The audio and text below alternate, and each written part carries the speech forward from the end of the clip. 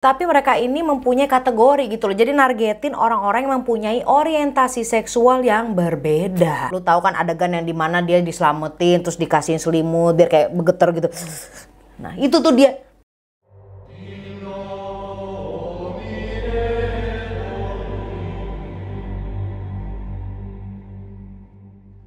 Hey guys, Vigets, apa kabar? How are you hari ini? Welcome back to Paranormal. In today's video, kalian udah lihat di judul dan di thumbnail. Mungkin kalian bingung kenapa gue tiba-tiba jadi lebih kalem. I have a reason for that. Tapi kan kali ini bukan ngomongin podcast ya, atau gue ngomong diri gue sendiri or the guest. I'm just here ngomongin paranormal. Anyways, gue balik lagi kan, makanya gue jadi ngalur ngidul. Gue punya satu pertanyaan ya sebelum masuk nih. Kalian waktu pas lagi masih SMP tuh ngapain aja? Normalnya sih ketika gue SMP ya gue tongkrongannya ya sepantaran. Ya kali gue anak SMP nongkrongnya mana kuliah. Si paling keren tuh iya si abang ini, kak ini J. And when I say orang-orang sepantaran itu ya nggak cuma di umur aja, tetapi secara finansial. Secara gitu kan pas lagi masih SMP masih bergantung sama orang tua. Dan di satu sisi mereka lagi ada di masa bisa dibilang fase-fase mulanya pencarian jati diri, anjay. Ada yang pertama kali tuh ngerasain jatuh cinta seperti apa, atau suka sama orang, sekaligus juga baru pertama kali tuh ngerasain diputusin atau patah hati. They gotta be hurting. Yo, it hits different. Ketika lu lagi sakit hati tuh zaman SMP SMA. SMA sih kalau gua. Ibaratnya damage-nya itu membuat karakter development yang developnya itu mungkin nanti. I don't know yo, coba buktiin di kolom komentar kalau gua itu salah or I'm right. Shit, I'm right. Nah, masih ngebahas seputar anak SMP. Kasus yang bakal gue bawain kali ini datangnya dari luar negeri, lebih tepatnya di United Kingdom. Boss of war, GO Paris. Ghetto Party, jadinya GO Party. Maaf, gue lanjut. Jadi nih Anda nih anak umur 16 tahun ya, bernama Dion Timms Williams. Yang bisa-bisanya pada saat itu di akhir bulan Juli tahun 2021, si Dion ini terlihat lagi hangout atau nongkrong minum-minum di suatu tempat bareng dua orang laki-laki temennya. Bukan, dua orang laki-laki dewasa. Ya mungkin kalian asumsi, oh itu kakaknya Kalimar. Who knows? You know what, yang lebih parahnya lagi nih ya, mereka ini berencana untuk mencuri atau malak seseorang. Tapi mereka ini mempunyai kategori gitu loh. Jadi nargetin orang-orang yang mempunyai orientasi seksual yang berbeda. That is just straight up bullying. Dan jeleknya dua orang dewasa ini yang harusnya kayak lu gak boleh kayak gitu Dion, lu parah sih. Mereka ini malah sepakat dan mengiyakan rencana itu. Now before I get deeper into the topic, ada baiknya ya gue jelasin dulu sedikit konteks dan setting dari kasus kali ini. Lokasinya itu ada di Cardiff, Wales. Yang perlu diketahui dari Wales ini adalah dia ada di suatu pulau yang sama dengan Inggris. Tetapi Wales ini bukan bagian dari Inggris, melainkan adalah negara sendiri. Yang kok gue udah kemana-mana, here's Paranormal.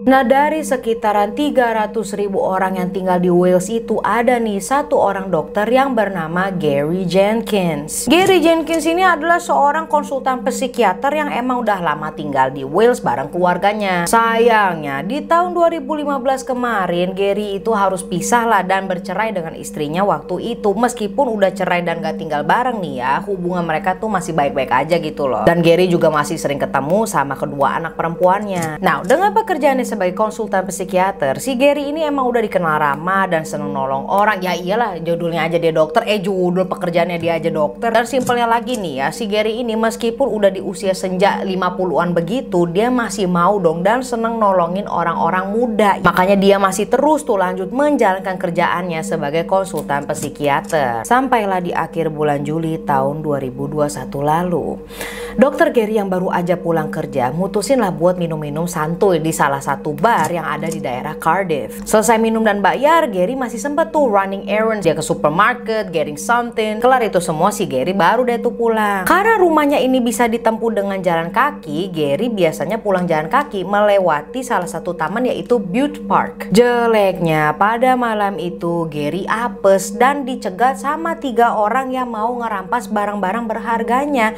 3 orang yang yang dimaksud ini ya tentu saja si Dion yang umurnya tadi masih berapa, bocil anjir, dan dua temannya yang merupakan om-om kalau gue bilang ya. Ya udahlah, pada saat itu si Gary terpaksa ya harus berhenti. Dia langsung dia tuh ngasih HP dan dompetnya tanpa struggling atau perlawanan. Karena dia nggak mau nyari masalah, dia juga takut dia apa-apain. Ya udahlah, mendingan itu barang-barang gue hilang tapi gue nggak kenapa-kenapa. Setelah berhasil mendapatkan apa yang mereka mau, bukannya melepaskan si Gary, tapi trio Dajjal ini malah terus nahan si Gary sembari ngata-ngatain Gary ini pakai bahasa-bahasa yang ofensif untuk kaum LGBT. Bahkan gak cuma itu aja ya, si trio Dajjal ini ya panggil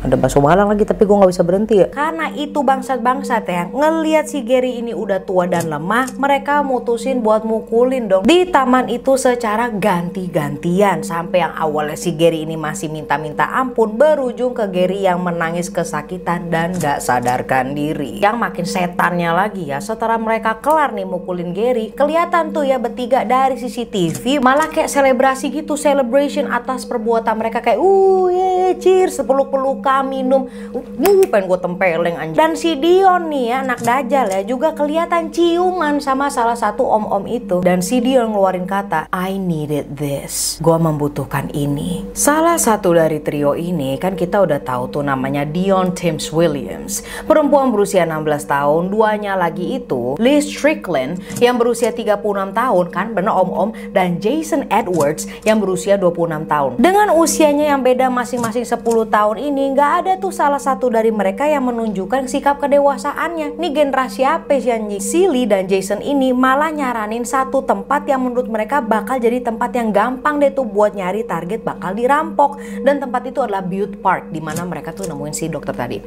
Kenapa Bute Park? Karena di Cardiff, kalau malam hari di Bute Park ini adalah tempat hangoutnya komunitas LGBT di Wales. Di samping itu bisa dibilang juga ya, orang yang datang ke Bute Park ini adalah orang yang belum open sama orientasi seksualnya. Jadi mereka tuh kayak lebih safe lah untuk hangout di Bute Park tersebut. Dan kalau bisa dibilang lagi tuh malam-malam jadi semacam kayak secret spot gitu lah buat mereka. Makanya dalam pikirannya Silly dan Jason ini adalah tempat yang cocok untuk melaksanakan aksi dajjal mereka itu. Nah, kesempatan mereka untuk dilaporin ini bakal jadi lebih kecil karena si korban secara nggak langsung mesti ngasih tahu identitas orientasi seksualnya yang pada saat itu masih mau mereka rahasiakan. Ntar lu bingung kan, ini konsepnya gimana sih? Oke, mereka bertiga itu mencari target yang LGBT.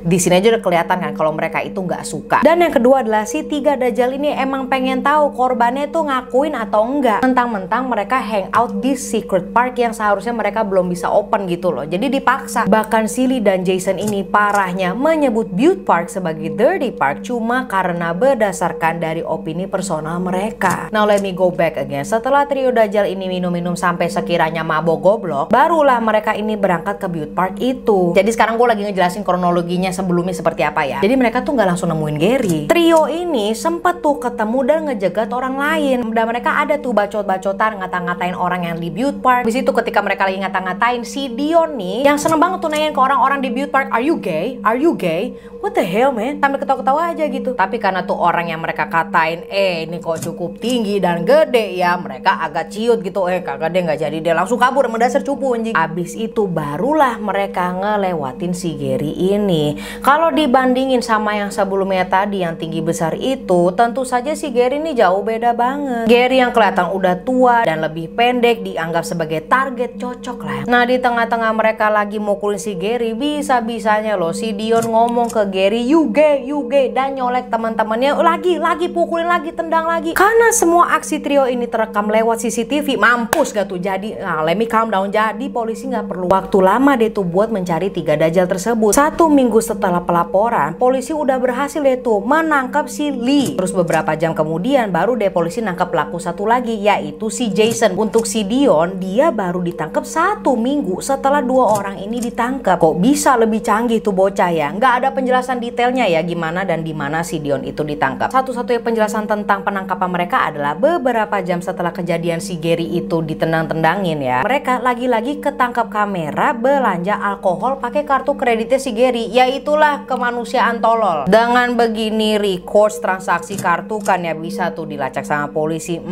Dari sinilah ketangkep deh tuh pelaku pertama, yaitu si Lee. Setelah diinterogasi dua-duanya, ya udahlah mereka cepuin. Iya, kita nggak cuma berdua doang pak, itu ada bocil tuh SMP namanya Dion, emang tengil banget tuh cewek, tapi gimana seru sih dia. Nah, beberapa jam setelah kejadian Gary itu, si Dion ini nggak pulang ke rumahnya, melainkan pulang dan nginep lah di rumah temen yang lain. Dion sempet deh tuh dapat pesan teks dari ibunya yang nanyain dia ada di mana deh, mau dijemput gak. Pesan ini dibales lah sama si Dion, gak perlu mak, aku nginep di rumah temen. Tapi dia nggak ngasih tahu ya kan posisinya di mana. Dan besokannya polisi belum nemuin. Dion mah pulang dari sleepover sama temennya dan dengan santai masuk ke rumah ibunya as if nothing happened kemarin malam. Tapi mau gimana pun ya, kayak tadi gue bilang sebelumnya, si Dion ya tetap ketangkep aja. Dan lo mau tahu nggak, udah diborgol ya kan, harusnya anak SMP takut. Mampus deh gue di kantor polisi, di penjara nih gue takutnya ya. Masih loh dengan attitude-nya yang nggak kelihatan ada rasa penyesalan alias zero remorse gitu. Kayak ditanya tentang kejadian yang terkait si Gary, Dion berlagak kayak lemah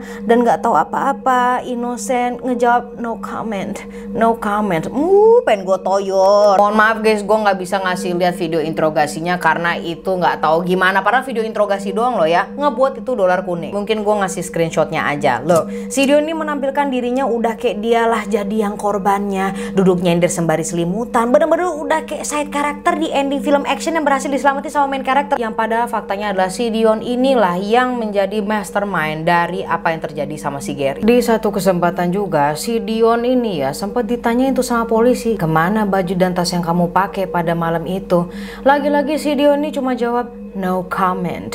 Dalam pikirannya itu, kalau dia nyembunyiin barang-barang tersebut, polisi bakal susah tuh ya kan nemuin dia. Nyatanya juga enggak. Ada lagi nih ya, pas ditanyain sama polisi, di manakah posisi lu ya di jam pas kejadiannya Gary, bohong lagi dan bilang kalau dia ada di rumah temennya pas lagi itu.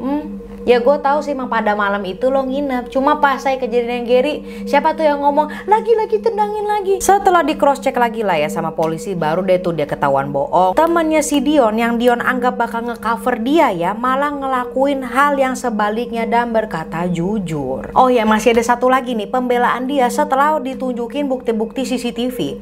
Di CCTV itu kan kelihatan jelas in 4K HD bitch. Si Dion dan dua orang macam temennya itu ya peluk-pelukan setelah mukulin Gary. Di sini si Dion bilang kalau dia terpaksa harus begitu karena dia takut dia bakal jadi korban selanjutnya.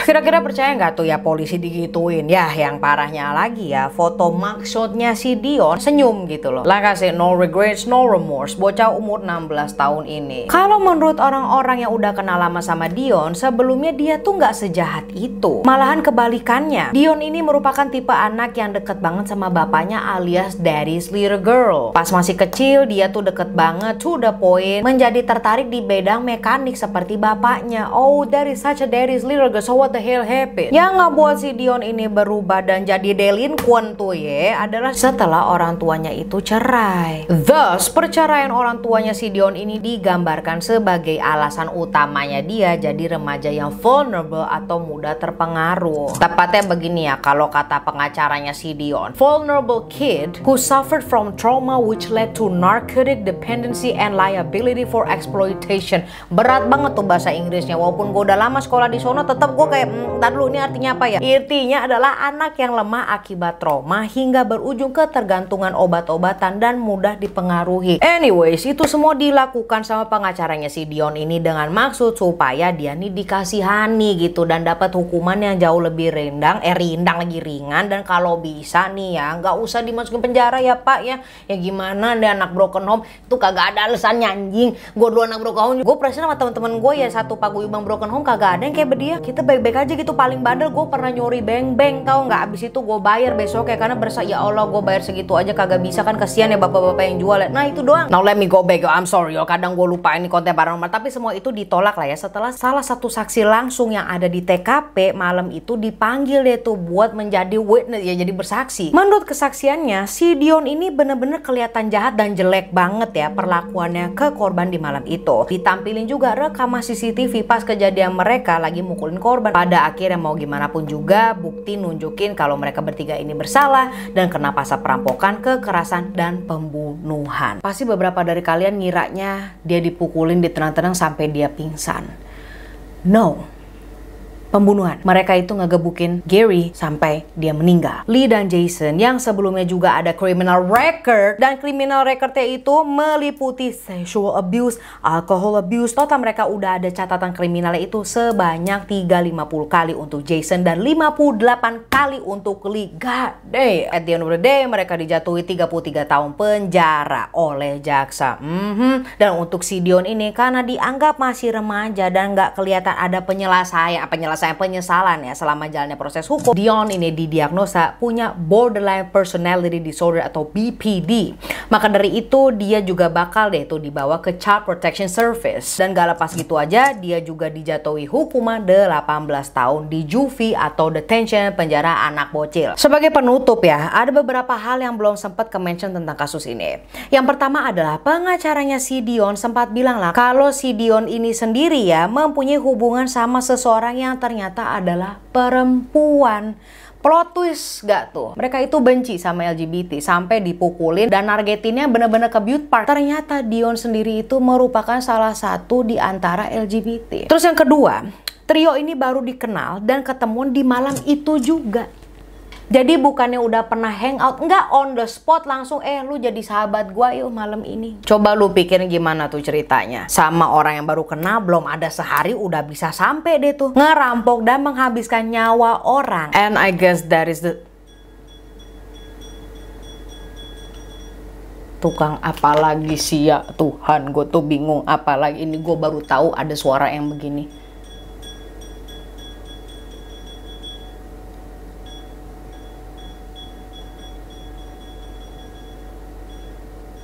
And I guess that is it y'all. I am well aware beberapa dari kalian udah ngirimin intro Sasha Marissa ke email gua. Thank you y'all. Tenang dulu, gue bakal taruh ya di paranormal yang special. Untuk kali ini gue taruh atau enggak ya? Nah, lihat aja lah nanti gue pas ngedit. Apakah gue taruh atau nanti aja. But I would like to save it. Ya sudah pada gue download video kalian di sini. But again yo, gue masih membuka with open arms di email gue connect.to.marisa@gmail.com. Kumpulin intro kalian and gue bakal taruh di video. Ya gue sih pengennya yang special gitu ya. And I guess that is it y'all. Thank you so much for watching this content. I will see you when I see you. Don't forget to subscribe, follow guys Instagram Stasha X Marissa. Goodbye and I love you guys.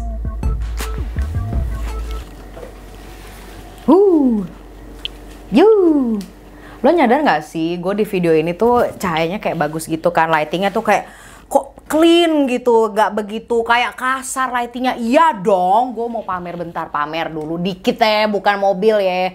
Gue punya lighting baru, what? So let me just bye bye.